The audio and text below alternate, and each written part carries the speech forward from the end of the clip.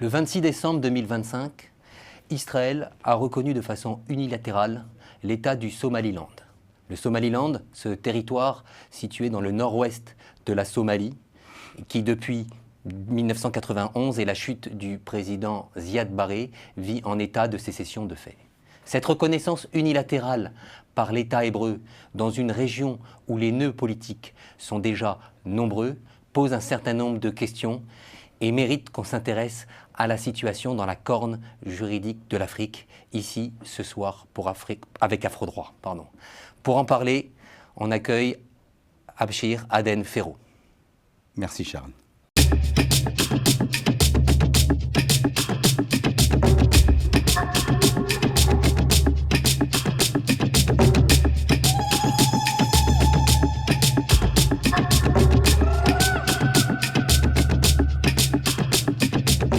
Abshir Aden Ferro, bonsoir.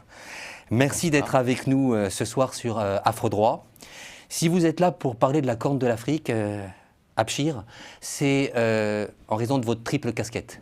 Vous êtes d'abord un homme politique somalien, candidat à l'élection présidentielle en 2022, un nouveau candidat pour l'élection présidentielle qui aura lieu cette année, en 2026, en Somalie.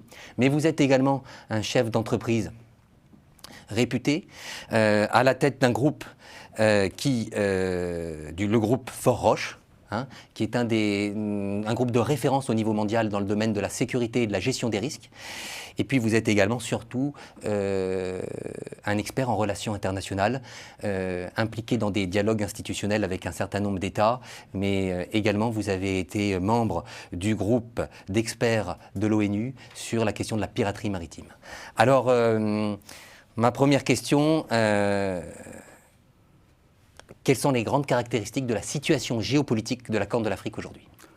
Charles, je vous remercie pour votre invitation d'abord. Et tout d'abord, c'est très intéressant ce qui se passe au Corne de l'Afrique. C'est un pays ou une région qui a été oubliée pendant très très longtemps. Les enjeux qu'il y a aujourd'hui dans la région est très important. Parce que quand même, il faut dire qu'aujourd'hui, ces régions-là, c'est un des côtés maritimes le plus important mondial. Donc, l'ensemble, c'est qu'il y a ou plusieurs difficultés et positives. Il y a aujourd'hui la difficulté qu'il y a entre l'Égypte et l'Éthiopie, à cause de barrages. Il y a les difficultés que nous avons en ce moment, que vous avez tous vues sur le Soudan. Il y a aussi la difficulté qu'il y a, le conflit qu'il y a entre Eritrea et l'Éthiopie. Il y a aussi la division qui se passe entre l'Éthiopie, entre Oromo, Amhara et Tigray. Il y a les difficultés en Somalie, même, avec le Somaliland. Et aussi, nous avons aussi le voisin de Yémen, qui est aujourd'hui divisé en 3 sections. Oui, donc effectivement une véritable poudrière. Alors cette reconnaissance unilatérale du Somaliland par l'État d'Israël vient ajouter sans doute aux tensions. Quelle a été la réaction du gouvernement somalien à cette reconnaissance unilatérale? Choquant, inacceptable. Parce que justement, comme vous l'avez dit, justement, ça a créé plus de difficultés que nous avons déjà sur le terrain. Et les grandes puissances? La Chine, la Russie, les États-Unis, leur réaction? Leur réaction, c'est très clair. Pour l'instant, la Chine a rejeté, la Ligue arabe a rejeté, beaucoup de pays aujourd'hui, inclus de la France et la Grande-Bretagne, s'impose cette reconnaissance. Mais la question, c'est que pourquoi il y a eu cette reconnaissance? Pourquoi Israël a reconnu... Pourquoi Israël est le premier État, et le seul État, je crois, je parle sous votre contrôle, qui a reconnu l'État du Somaliland? C'est vrai, pourquoi? C'est correct. C'est une histoire qui dure, ou des idées qu'on fait compte que ça a été en train de mûrir depuis 80 ans. C'est rien de nouveau, on fait compte. Mais les stratégies ici, c'est de contrôler l'économie européenne maritime dans la région. C'est exactement ce qui se passe en ce moment avec les Américains et le Venezuela. Alors si on peut, on va peut-être mettre une carte à l'écran de la région pour que votre propos puisse être illustré concrètement. Voilà, alors nos téléspectateurs voient la carte. Hein. Voilà. Le Somaliland, donc c'est face à la pointe sud de l'Arabie Saoudite, en quelque sorte, hein, c'est ça ? C'est ça. À peu près. Et effectivement, ça illustre hein, ce que vous avez dit, c'est-à-dire qu'on voit bien que c'est le canal pour passer de l'océan Indien. On passe devant le Somaliland pour aller vers le canal de Suez et donc alimenter l'Europe et le reste du monde en énergie, c'est ça ? Donc l'endroit le plus important, c'est pas Berbera. Le plus important, c'est Bosaso, à port de rentrée comme de la Somalie. Bosaso, qui est un port qui se situe sur le territoire du Somaliland. Oui, de la région de Puntland. Ah non, c'est dans le Puntland. Oui, Puntland. D'accord. Et donc, par rapport au Somaliland, il y a une volonté donc israélienne de mettre en place sur place des infrastructures militaires ou autres pour pouvoir contrôler le canal ? La Constitution est très claire. La Constitution de charter de la UN. Des Nations Unies, de la Charte des Nations Unies. Voilà, c'est ça. Donc il faut maintenir la Somalie, unité de la Somalie, non pas être la division de la Somalie. Donc ce qu'il y a ici aujourd'hui, comme vous voyez clairement sur cette carte-là, il y a plusieurs acteurs qui sont présents dans la région. C'est-à-dire que nous avons les Américains, les influences des Américains, nous avons les influences des Chinois, Qatar, les Iraniens qui ont influencé dans ces régions-là, les Émirats qui sont là-dedans, les Saoudiens, les Turcs. Donc ça, c'est très intéressant ce que vous dites, Abshir, parce que concrètement, ce que vous dites, c'est que la Charte des Nations Unies prévoit normalement que les pays ne doivent pas, par des actions violentes,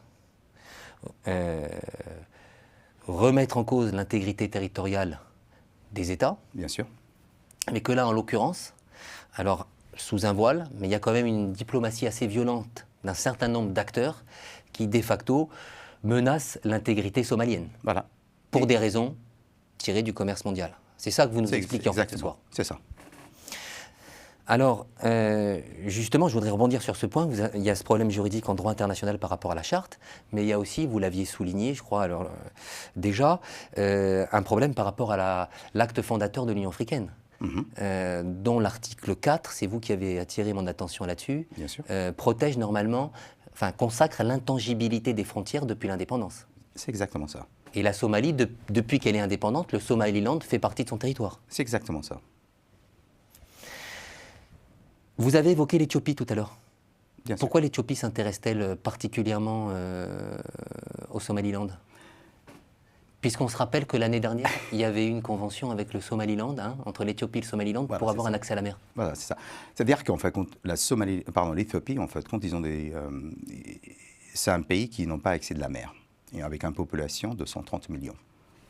Okay. Donc, leur économie, aujourd'hui, ils ont accès le port de Djibouti, Eritrea et la Somalie. Entre Éthiopie et Eritrea, il y a des petits conflits en ce moment.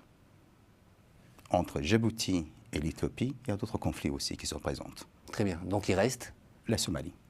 C'est-à-dire qu'un pays et une région qui est en ce moment faible, qui est divisée entre eux-mêmes, et dans une communauté. Donc pour eux, c'était simplement la stratégie la plus facile, en fait, d'obtenir accès sur ce mer. Mais c'est soutenu aussi par forces extérieures. C'est très clair. C'est très clair. Abshir, c'est passionnant. Malheureusement, je vois le temps passer. Je voudrais quand même qu'on garde un peu une part de cette émission pour parler de la Somalie. Et là, c'est aux candidats à l'élection présidentielle en Somalie que je m'adresse. C'est à l'homme d'État somalien. Pouvez-vous nous dire brièvement aujourd'hui la Somalie, d'un point de vue institutionnel, sa constitution, l'élection de son président, comment ça se passe ?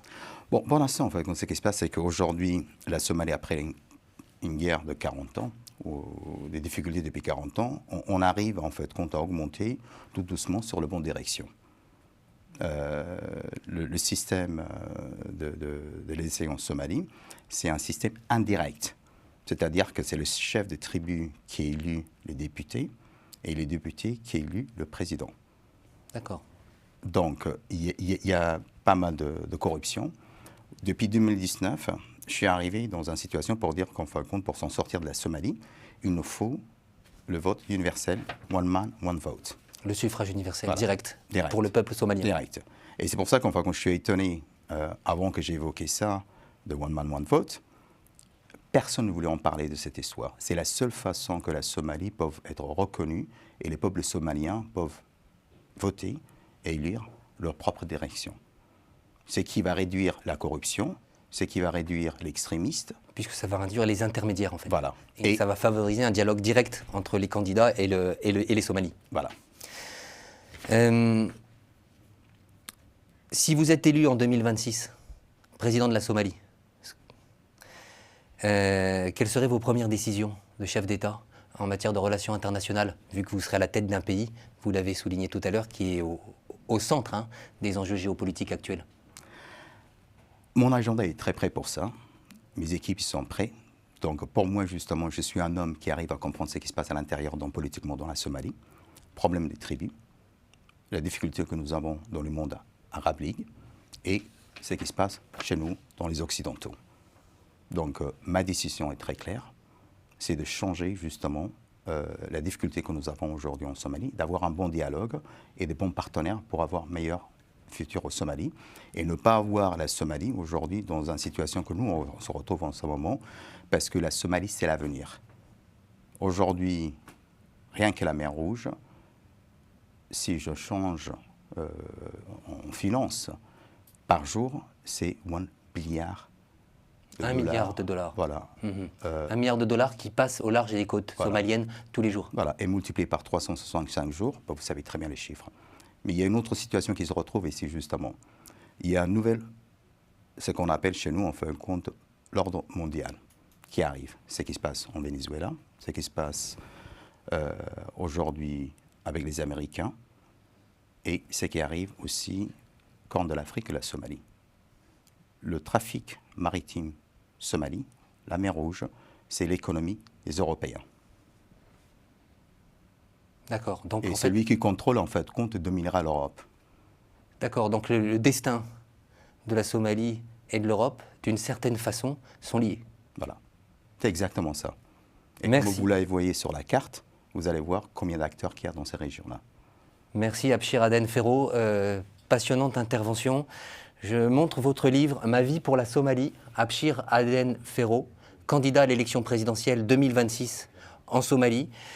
Et on trouvera dans ce livre votre projet à la fois pour la Somalie, mais également une analyse détaillée de la place de la Somalie, enfin c'est la place qui devrait être celle de la Somalie sur la scène internationale. C'est parfait. Merci Abshir Aden Ferro d'avoir été avec Afrodroit ce soir. Afrodroit, l'émission produite par le cabinet Kimia Avocat. Et je vous dis à très bientôt Abshir, et quant aux téléspectateurs, à la semaine prochaine. Merci.